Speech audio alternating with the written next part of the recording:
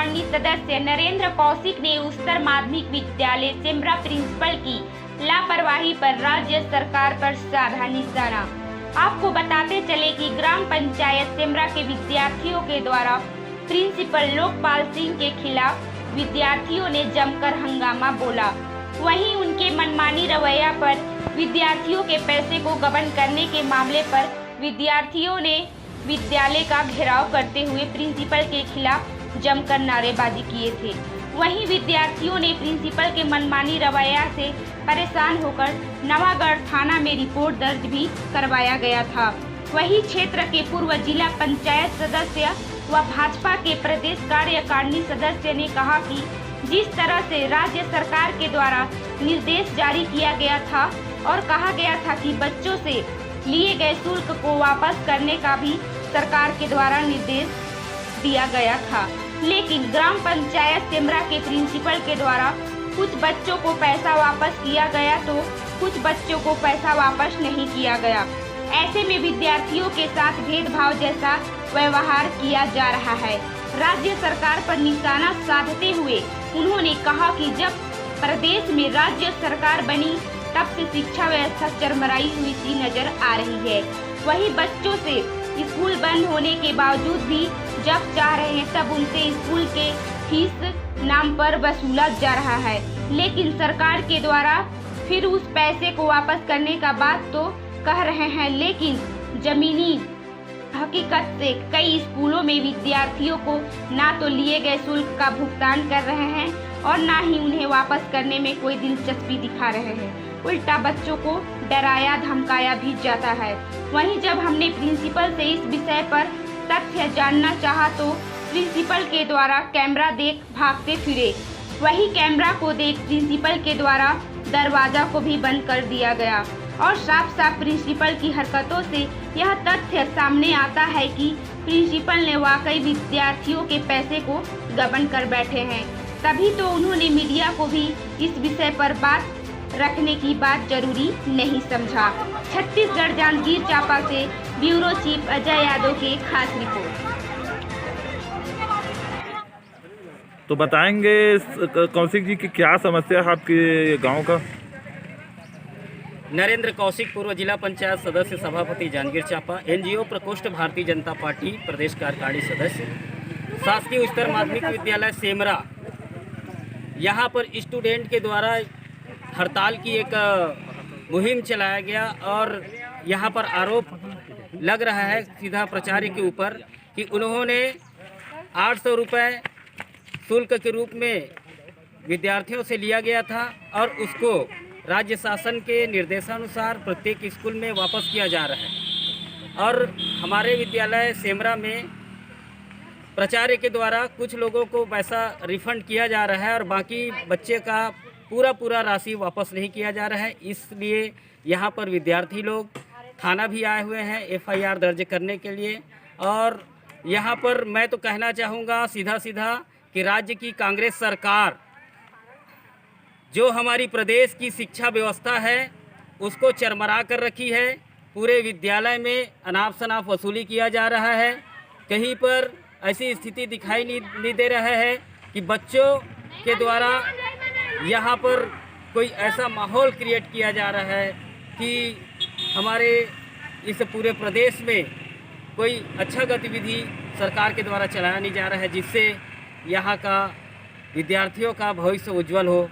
क्योंकि मैं लगातार प्रवास कर रहा हूँ, सभी विद्यालय में शिक्षक लोग जाते तो हैं लेकिन बच्चे लोग वहाँ पर आ नहीं रहे क्योंकि कोरोना काल लगातार निरंतर बना हुआ है। उसके बावजूद एक चीज़ देखने को मिलता है कि बच्चों से राज्य सरकार शुल्क वसूल रहे हैं, कहीं परीक्षा का शुल्क, कभी एडमिशन का शुल्क और उसके बाद फिर वापस बांटने का भी उन्होंने योजना बनाया। लेकिन कई विद्यालय में ऐसा प्रकरण आया है जो बच्चों को राशि प्राप्त नहीं हो पा रहा है। कश्यप, मैं कक्षा 12वीं से government high secondary school Semra से एक छोटी सी एक साधारण सी छात्र हूँ। देखिए, मैं जिस तरीके से छात्र हूँ और न्याय के लिए लड़ रही हूँ, हो सकता है आप आप भी एक छात्र होंगे। देखिए जिस तरीके से मैं न्याय के लिए लड़ी, मतलब हम लोग का जो 800 है हमने जमा किया था, हम किसान के बच्चे हैं, 800 था, हमने मम्मी पापा को हम नाराज़ नहीं करना चाहते थे, जिसके लिए हम लड़े। तो प्रिंसिपल हमारे घर में आके हमें इमोशनली, हमको हमारे घर में आके मम्मी पापा को पता नहीं था क्योंकि हम बताए भी थे, पर उनको जाके बहलाया फुसलाया, यहाँ तक कि हमें धमकियाँ भी दी और कहा गया कि हो सकता है कि हमको फेल कर सकते, कहीं से भी सुनाई भी दिया हमको कि उन लोग को ये भी धमकी मिली कि उनको फेल कर देंगे। तो हम लोग को बहुत ज़्यादा ही फैमिली प्रेशर आया उसके बाद, क्योंकि मेरे एक का पैसा अटका नहीं था। मैं सबके न्याय के लिए अपने फैमिली को सब पहले तो मैं सबके एक्शन में थी और मेरे घर पे ये कहा गया बेटा तू जा रही है, तेरा फ्यूचर बिगाड़ देगा ये प्रिंसिपल। मैंने भी कह दिया हाँ ये तो सच है, ये बिगाड़ी नहीं मेरा फ्यूचर, पर मैं अब यहाँ पे आ गई हूँ यहाँ तक, तो हम सब के लिए, मैं सब के लिए लड़ूंगी बोली।